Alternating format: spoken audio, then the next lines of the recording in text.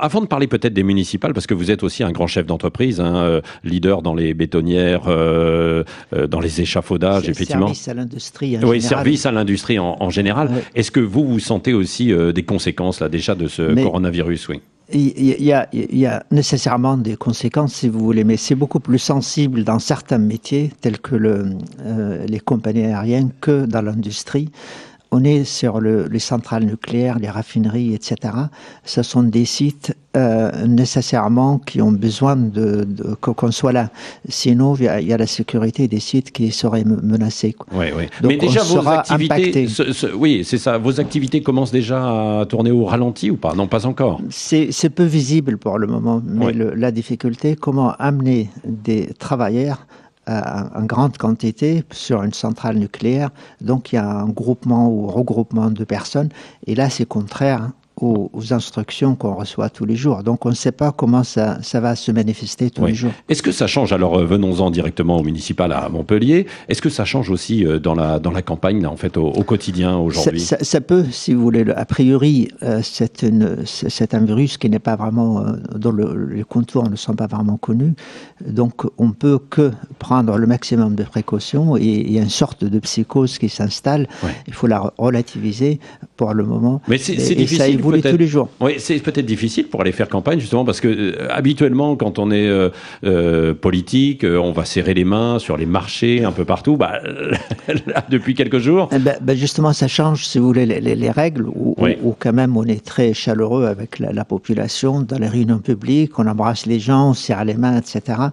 Donc là, tout le monde comprend qu'il faut peut-être adopter de nouveaux modes j'allais dire, de fonctionnement ou de vie. De vie, de communication. Les gens le prennent plutôt bien, là, en fait, depuis oui, je crois que c'est compréhensible parce que n'y a pas de conflit d'intérêt. Je veux dire, c'est l'intérêt de la personne qui embrasse et celle qui est embrassée, c'est la même. Bon, en tout cas, il ne faudra pas, il faut pas reporter les élections parce que si on passe au stade 3 de l'épidémie, non? Il y a un risque ou pas? Écoutez, je sais pas, mais moi je pense qu'il ne faut pas tomber dans la psychose. Aujourd'hui, tous les pays de la Terre sont mobilisés pour essayer de cerner le virus et lui apporter trouver des vaccins ou autres médicaments qui peuvent faire que on retrouve une vie normale, j'allais dire. Oui, Moed Altrad, alors donc vous avez quasiment tout réussi depuis l'âge de 10 ans, vous étiez enfant dans le désert en fait syrien, perdu, vous êtes venu en France, vous avez monté ces entreprises, je l'ai dit, grand chef d'entreprise, leader mondial,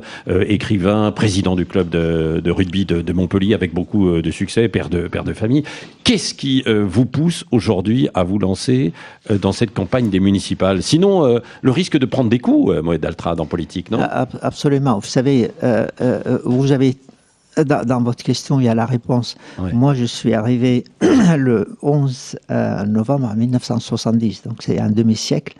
Et 11 novembre, c'est une date importante pour la France. Donc j'ai tout fait ici. J'ai appris la langue, j'ai fait mes études. J'ai fait un des premiers succès industriels de ce pays. J'ai un club de rugby. Je suis aussi romancier. J'ai écrit 3 romans publiés chez Actes Sud. Donc j'ai tout fait. Et dans la vie, à un certain moment, si vous voulez, c'est parti de la réflexion suivante, de dire: ce pays m'a permis de faire tout ça, alors que mon propre pays ne me l'a pas permis. J'ai envie de renvoyer l'ascenseur. Et je pensais, à travers une étude que j'avais commencée en janvier 2018, la situation de Montpellier. Montpellier a une bonne image de l'extérieur. Lorsqu'on y vit, on s'aperçoit qu'il y a quand même des réalités qui sont vraiment tristes. C'est quoi? Notamment l'insécurité, je vais vous donner quelques chiffres. Le chômage, 21,5% de taux de chômage. Oui, mais on dit aussi que c'est parce que c'est une ville qui a attiré énormément de jeunes, notamment, qui viennent, y compris parfois sans qualification, et ça n'a pas suivi au niveau du travail. Oui, mais justement, la gestion d'une ville, le management d'une ville devrait faire en sorte qu'on se préoccupe des gens qu'on accueille. Donc si vous attirez les gens sans infrastructure, sans solution préalable étudiée, c'est pas une bonne chose. Ça se trouve que la population qu'on attire ici, c'est une population jeune, non qualifiée, comme il y a un taux de chômage très important, donc il n'y a pas assez de travail, donc ils vont au chômage. Donc ça enrichit le taux de chômage. Ouais. Donc ça, c'est sur l'emploi. Hein, c'est ça, vous promettez le plein emploi. C'est ce que vous dites, quoi. Moi, j'ai promis aux Montpelliérains attention aux promesses, hein, dans politique. Oui, absolument. Et moi, vous savez, je suis pas politique, donc je suis quelqu'un qui dit ce qu'il fait et fait ce qu'il dit. Donc je vais pas lancer des Alors choses. c'est ce qu'on vous reproche d'ailleurs, de ne pas être politique et de ne pas vous être intéressé, même d'avoir voté à des scrutins précédents en tant que... Qu'est-ce que vous répondez à ça? Mais qu'est-ce que la politique? La politique a été définie par les Romains et les Grecs, c'est être au service de la cité. Ouais. Alors, effectivement, s'il s'agit de parler, de trouver de la phraséologie et épater les gens, ça m'intéresse pas. Ouais. Par contre, ce que j'ai envie de leur dire, voilà, j'ai compris parce que j'ai fait 80 réunions publiques. Parfois, il y a 200, 300, 400, 600, même 800 personnes dans ces réunions. Et je sais les problèmes de Montpellier. Et j'ai fait un programme, à mon avis, il est unique en France. Vous avez un programme proposé aux Montpelliérains de 300 propositions. Ouais. Lorsque vous avez quelqu'un qui vous propose 10 propositions, ceci, cela, etc., mais j'ai tendance à dire, mais le reste, qu'est-ce qu'on en fait? Oui, mais c'est vrai, mais si on a 10 propositions fortes et qu'on réussit à les appliquer, c'est mieux que si on en a 300 et qu'on ne les applique pas. Mais l'idée, c'est qu'il faut faire les 300. Les 300. C'est ça, parce qu'il faut chercher un modèle de société, quelque chose économique et social. Sans l'économie, il n'y a pas de social, et sans le social, il n'y a pas d'économie. Donc le problème est toujours le même. Ce discours de vérité, ce discours qui est réel, je peux vous assurer, il est vrai.